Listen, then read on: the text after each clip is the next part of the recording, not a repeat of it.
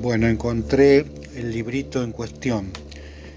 Es el fascículo 13 de Biblioteca Básica de las Ciencias Ocultas, Los Tripulantes de los OVNIs. Revista Tela Indiscreta. Página 68, capítulo Un asunto repleto de incógnitas. El presente análisis fue realizado por Pedro L. Delgado, excelente colaborador y entrañable amigo, a quien desde estas páginas agradecemos su magnífico trabajo sobre este caso y que sin duda fue la base con la que se pudieron ir aclarando las extrañas dudas que el asunto presentaba desde el punto de vista filosófico y psicológico. Sin duda, una de las hipótesis actuales que más aceptación parece tener dentro del amplio campo de investigadores científicos extranjeros es la posibilidad de que el fenómeno sea de origen parapsicológico, psíquico, o que incluso sea, más que de origen extraterrestre, de realidad paralela o metaterrestre. A la vista de esto no cabe duda de que el caso de Miguel Herrero cobra gran valor de análisis y sin duda requiere una profunda reflexión para determinar hasta qué punto puede ser admitida una hipótesis como la planteada por él de una realidad paralela en su contacto con tripulantes de ovnis.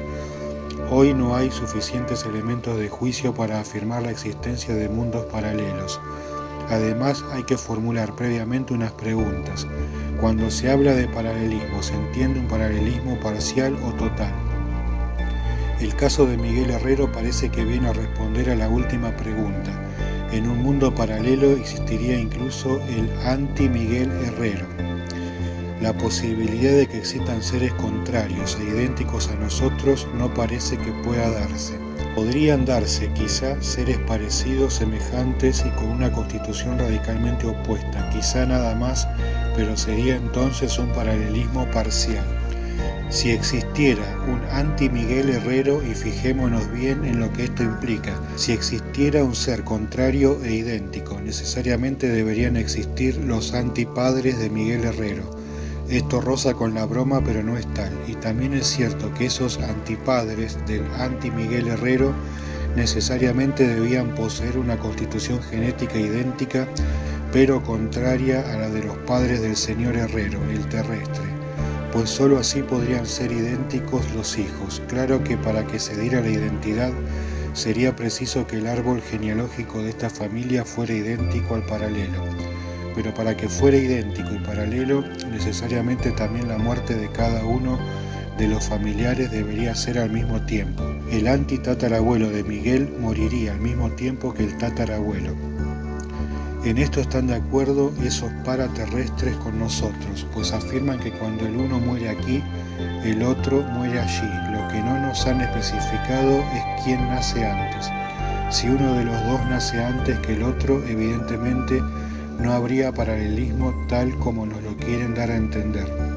Hay que pensar, pues, que los dos nacen al mismo tiempo, en el mismo instante, o en lo equivalente al mismo instante en ese otro espacio-tiempo. Y si nacen en el mismo instante, la concepción también debería darse en el mismo instante. En definitiva, todo necesariamente lo estarían haciendo al mismo tiempo que nosotros. A Miguel Herrero le dijeron en la nave que lo que pasa aquí es causa de lo que allí pasa, y lo que allí sucede es causa de lo que ocurre aquí. El único modo de entender esta inexplicable alternancia de causas y efectos es imaginar una sincronicidad total, pero si hay sincronicidad total, ¿cómo puede haber alternancia de causa y efecto? Si todo pasa a la vez, nadie es causa de nada en otra dimensión, y de encontrarse una causa, sería ajena a nosotros y a nuestros paralelos, y sería la causa de que los paralelos y nosotros hiciéramos lo mismo al mismo tiempo. Pero repetimos, no habría casualidad en nuestros actos con respecto a los efectos que podrían producirse en nuestros amigos paralelos.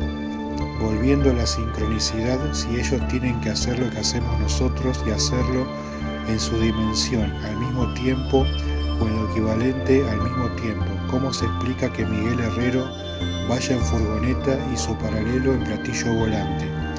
En apariencia hacen lo mismo, van en vehículo, mas la diferencia de vehículo implica diferencia de cultura y mayor progreso técnico, y en consecuencia no se puede hablar de paralelismo. Dijeron además que están más adelantados que nosotros. En consecuencia, no han podido hacer lo mismo y tampoco al mismo tiempo. Si la sincronicidad existiera para que el anti-Miguel Herrero tuviera un corte en la cara, debería estar haciendo lo mismo que Miguel Herrero cuando se cortó. No fue así. Según ellos, la culpa del corte es de Miguel Herrero. Si el otro no hacía lo mismo al mismo tiempo, bien podía estar paseando por su antimundo cuando sin comerlo ni beberlo le salió un corte en la cara. Esto no tiene lógica alguna, como tampoco lo tiene que a un señor de nuestro planeta le corten una pierna de un tajo en una sangrienta guerra y que a otro, a su paralelo en el antimundo, en ese momento en que iba andando, por ejemplo, se le caiga la pierna al suelo. Esto solo podría imaginarse en una película cómica y de excesivo mal gusto.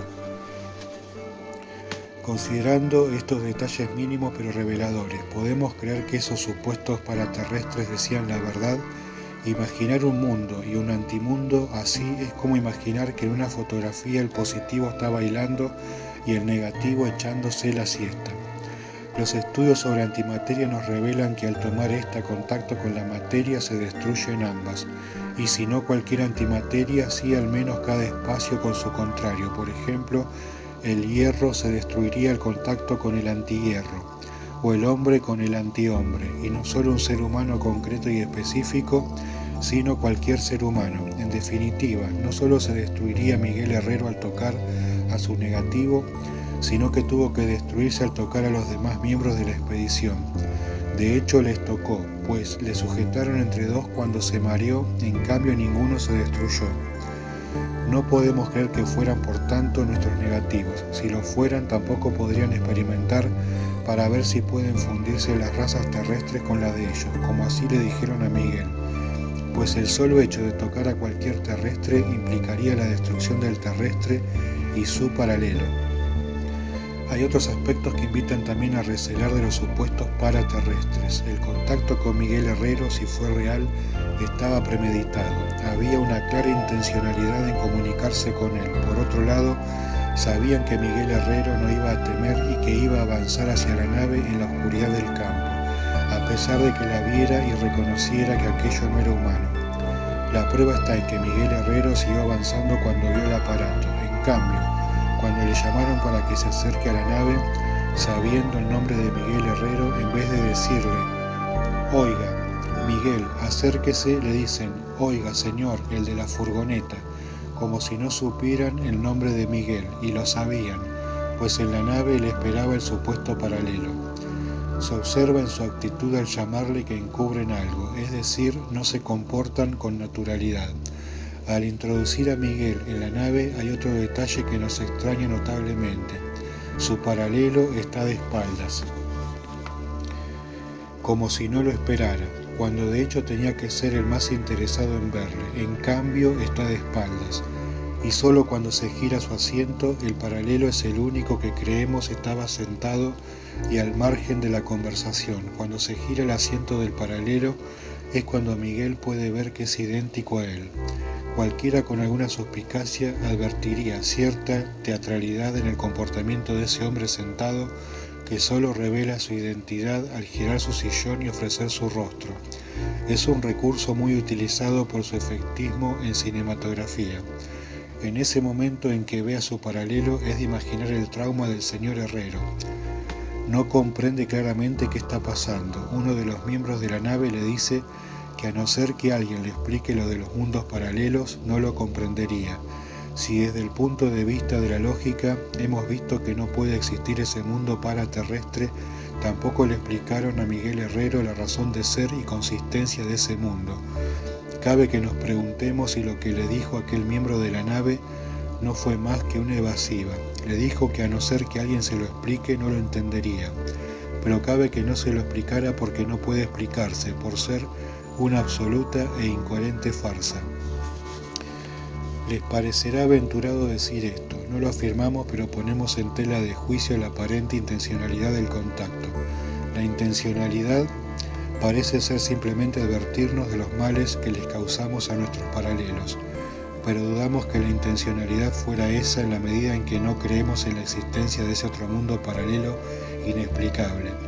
Dudamos también de los tripulantes de la nave porque de 3 horas de contacto el sujeto no recuerda apenas nada de lo que le dijeron ni de lo que hizo durante ese tiempo. Esto no parece muy serio. Si consideramos que no es el único caso, debemos preguntarnos dónde está ubicada la intencionalidad de los contactos. En la primera parte del contacto, que es la que recuerdan los contactados, o en la segunda larga parte del encuentro, que es lo que no recuerdan. En próximos capítulos podremos ver perfectamente esta pauta del presunto contacto o abducción. ¿Se pretendió comunicar algo sobre mundos paralelos o eso fue una confusa tapadera para utilizar a Miguel Herrero durante 3 horas? Hipnotizaron a Miguel Herrero para marcarle pautas de comportamiento o ideas útiles para esos supuestos paraterrestres. Si se le dijo algo positivo en estado no consciente, si se le favoreció de algún modo, ¿por qué no se lo dijeron en estado consciente? ¿Por qué al menos no le advirtieron de que en estado consciente se iba a hacer algo positivo en su mente? Miguel Herrero en trance hipnótico elude hablar de lo que le ocurrió a la nave durante ese tiempo. Si se le dio una orden poshipnótica para que no hablara, no debemos entender que de algún modo se le ha programado, al menos se le ha programado para que no hable, considerando que no es el único caso en el que un sujeto no recuerda la totalidad del contacto, considerando también los puntos oscuros en el contacto y las contradicciones de los paraterrestres, cabe que nos preguntemos si no estamos frente a una misma estrategia extraterrestre, es decir, que se persigue hacer, decir u ordenar algo a los sujetos contactados o abducidos, algo quizás contrario a la propia voluntad o intencionalidad de estos. Esto se podrá apreciar en el caso de abducción de Julio F., donde el sujeto es totalmente manipulado sin su consentimiento consciente.